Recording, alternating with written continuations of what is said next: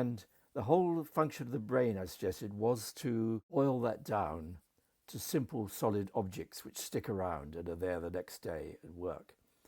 And I say, well, that's what the Mac or Windows desktop is doing. Because if you put it in terminal mode and you see what's actually happening, it's a flurry of down and down and down of symbols and numbers and letters and things like that.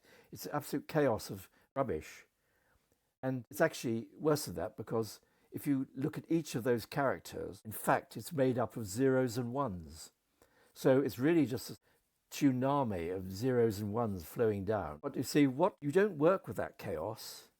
That chaos is then organized into a desktop, which is a reality tunnel through that chaos. And it's reality because it behaves like the child finding out what's solid. There's my notes for a lecture. It's a real object because I'll come back the next day and switch it on, it'll still be there. Or I can move it across the screen like that. I can move it back. I can move it into a file called my lecture notes, and next day it'll still be there. And you see there's no magic. It's this desktop which gives you such a simplified tunnel through all that chaos of zeros and ones and numbers and everything that you can work on it. Now, this question of meaning, the guy on the desktop would say, oh, there's an article which is my article for something rather, and over there, that's my timetable for my schedule for next week.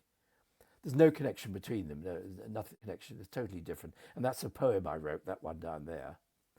No connection. But actually, a programmer would say, well, they're all Word documents. So they're very intimately connected. It's just the connection is covered up. If you updated Word, they might all change at the same time. And yet, they're all just made of that slush of zeros and ones and zeros and ones and everything, but presented as solid, tangible objects. And so that, to me, that's a good analogy of not only the relationship between the solid world of facts and figures and time scales we're given, but how a way of seeing that. That's the kind of stuff we get into on the podcast. Check it out.